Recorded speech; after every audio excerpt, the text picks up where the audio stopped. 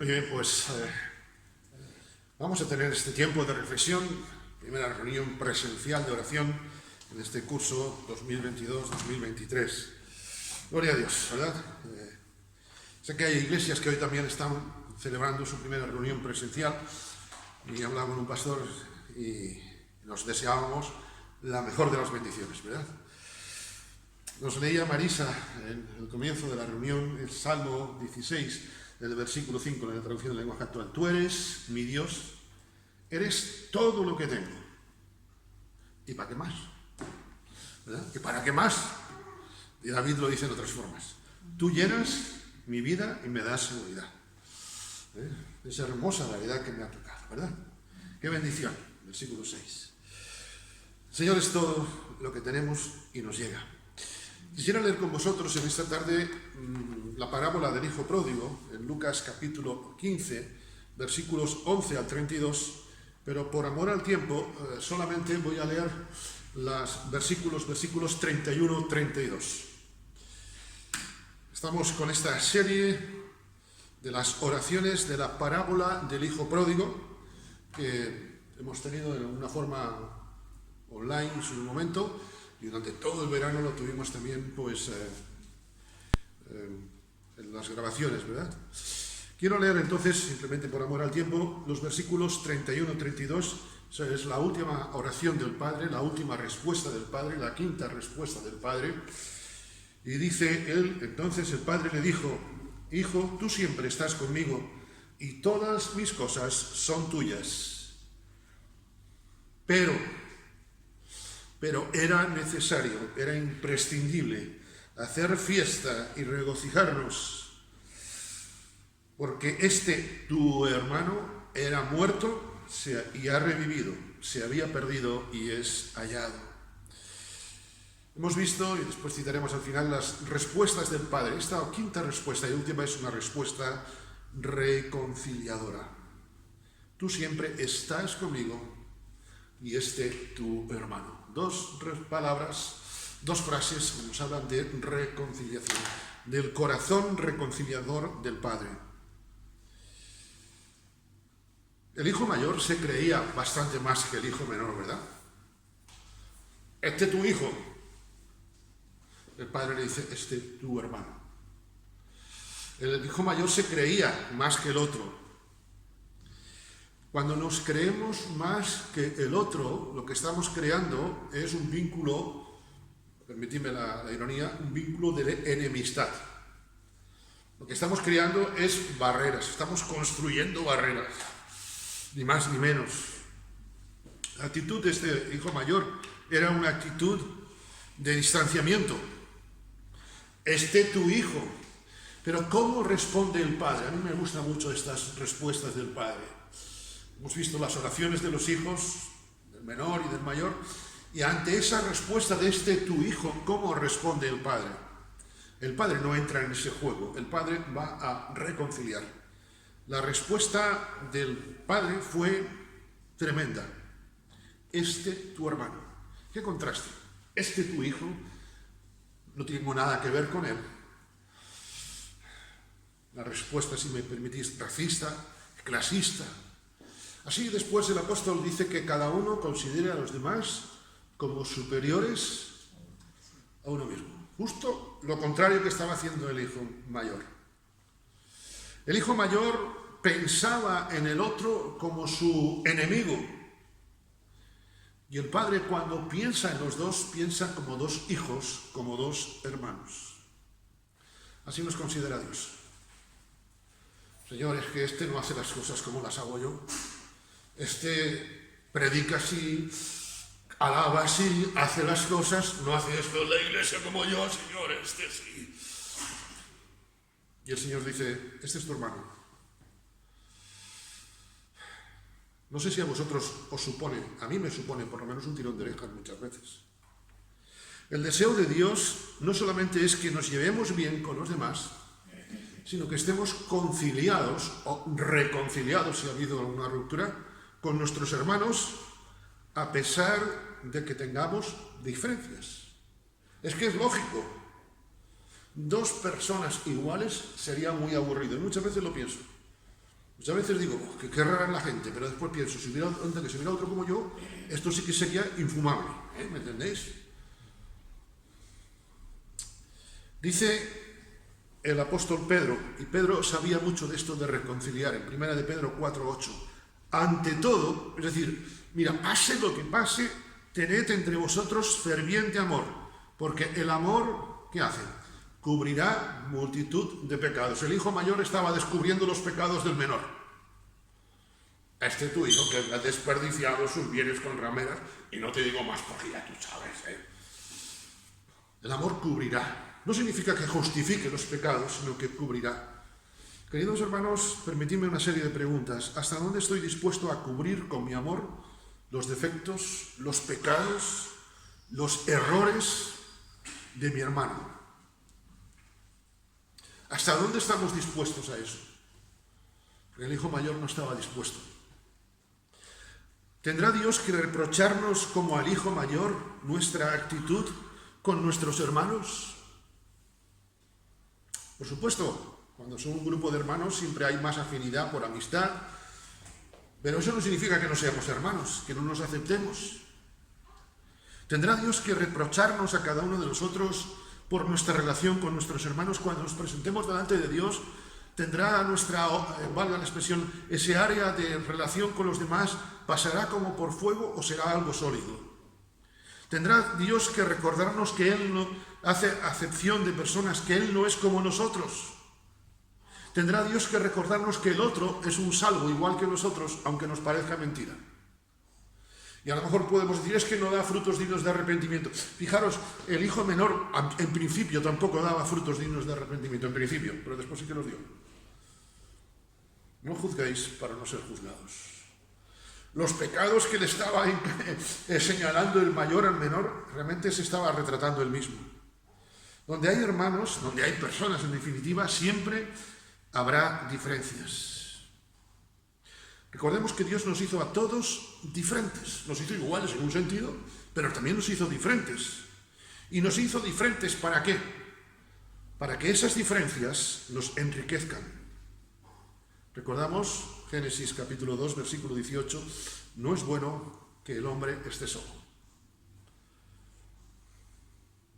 Los grupitos es llevarnos, pensar, este sí es malo. Recuerdo hace años un hermano que oraba, Señor, líbranos de nuestros hermanos, unos hermanos de otra denominación. Puede parecernos gracioso, incluso jocoso, pero con los años, cuando pienso en esa oración, esto ya fue hace bastantes años, este hermano está con el Señor, no estoy juzgándole, pero a mí aquello me sirvió mucho para después, y yo era un jovencito, para mí después cuando he encontrado hermanos tan diferentes a mí. Dice el Padre, tú siempre estás conmigo. Qué primera respuesta, qué reconciliación. Tú siempre estás conmigo. Tú que no quieres entrar, recordamos que estaba a la afuera, el Padre sale fuera, semanas anteriores lo hemos visto. Tú siempre estás conmigo. El hijo mayor vivía en teoría en la casa del Padre, pero su corazón estaba fuera. Es más, el hijo mayor, digamos así, había hecho méritos para vivir en casa del Padre, los méritos lo digo entre comillas, pero no deseaba estar en casa del Padre. Y el hijo menor, que había sido un prenda, que había sido un bala perdida, era el que deseaba más estar en la casa del Padre. Olvidamos con frecuencia que el Señor está con nosotros todos los días hasta el fin del mundo, y como dice el Salmo 48, versículo 14, incluso más allá, nos guiará más allá de la muerte. Olvidamos, como el hijo pródigo, que el Señor está con nosotros siempre. Como el hijo mayor, perdón, que nosotros está el Señor con nosotros siempre. Fijaros que el Padre no le dice tú vives conmigo, sino le dice tú siempre. Olvidamos con frecuencia que el Señor está siempre con nosotros. Mateo 28, 20, estoy con vosotros todos los días hasta el fin del mundo. El sentido original es estoy con todos los días, estoy instante a instante, cada día, día a día. Tú siempre estás conmigo. Fue la lección que le hizo recordar el Padre al Hijo mayor y que nos recuerda hoy a nosotros. ¿Para qué? Para, como el Hijo mayor, en primer lugar, acercarnos al Señor. Decía Eduardo en su oración, ¿verdad? Señor, que te busquemos más, pero en otras palabras, el deseo era este, ¿no? Por ahí va la idea, de que estemos cada día más necesitados de Él. El Señor esta noche nos dice: Jonathan, Milton, tú siempre estás conmigo. ¿Y para qué nos lo dice? Para que nos acerquemos más a Él. Y para recordarnos que tenemos no muchos motivos, sino incontables motivos de gratitud. Tú eres mi Dios, eres todo lo que tengo. Tú llenas mi vida y me das seguridad, leíamos en el Salmo 16, versículo 5. ¿Sabes? Cuando tenemos a veces pensamos, ¿por qué puedo darle gracias a Dios? Quizá deberíamos preguntarnos, ¿por qué no darle gracias a Dios? Porque es que tenemos que tener motivos más que de sobra. El hecho mismo de que esté siempre con nosotros, oigan, hermanos, esto, vamos, es genial. Tú siempre estás conmigo, es una respuesta que el Señor nos hace a nosotros, es un mensaje que el Señor nos manda a nosotros. Y es la promesa, ¿recordáis? Que Jesús le hizo al buen ladrón, que llamamos el buen ladrón, en la cruz. De cierto te digo que hoy estarás, no en el paraíso, sino conmigo en el paraíso. No nos diferenciamos del buen ladrón. Lo de buen ladrón me parece un poco antitético, me parece un poco chocante, ¿no? Si el ladrón no sé cómo ser bueno. Pero bueno, decimos el ladrón que se convirtió, ¿no? Esa es la seguridad que tuvo David. Reconociendo cómo era incluso, con sus fallos. Qué bien, cuánto me veo reflejado en David tantas veces, ¿verdad? Y que él expresa, y leo también la traducción del lenguaje actual, en un versículo que no conocéis y por eso os lo leo. Estoy completamente seguro de que tu bondad y tu amor me acompañarán mientras yo viva y de que para siempre viviré donde tú vives. Para siempre estaré en tu presencia, Salmo 23, versículo 6, ¿verdad? Viviré en la presencia del Señor por largos días. Me gusta mucho esta traducción, dice, para siempre viviré donde tú vives. Es lo que el Padre le está diciendo al Hijo mayor. Queridos hermanos, llegamos al final de esta serie, he corrido lo máximo posible. Me alegro que nadie diga aleluya, ni suspire después de esta serie. Esta 15 es la quinceava parte de esta serie. Llegamos al final, he procurado hacer reflexiones breves, devocionales más bien. Hemos visto las dos oraciones del Hijo menor. En primer lugar, una oración hecha, pues como ponemos ahí, sin madurez, una oración inmadura.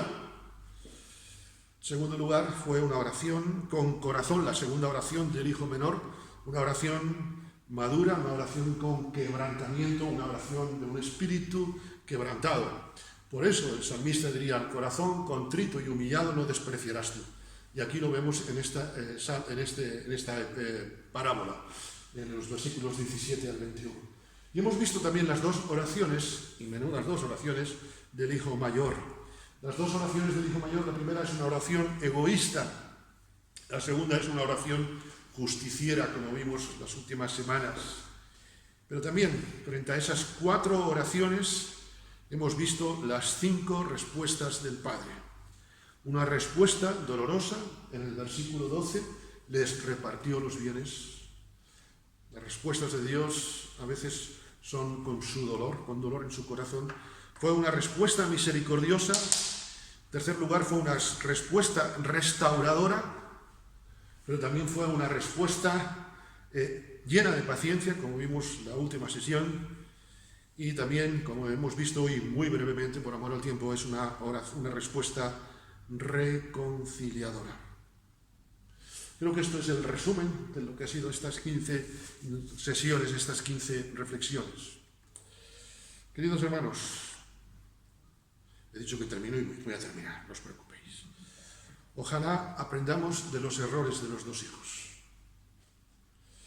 Que esas oraciones nos sirvan a nosotros como ejemplo.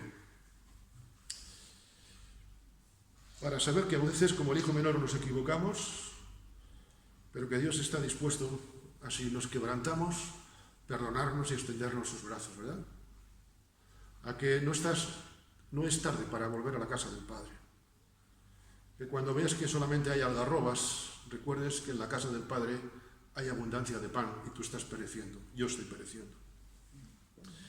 He leído miles de veces esta parábola, la conozco, incluso la versión de 1909, recordaba, la aprendí de memoria. Pero hay algo que estos días, ya cuando estaba cerrando esta serie, me llamó la atención.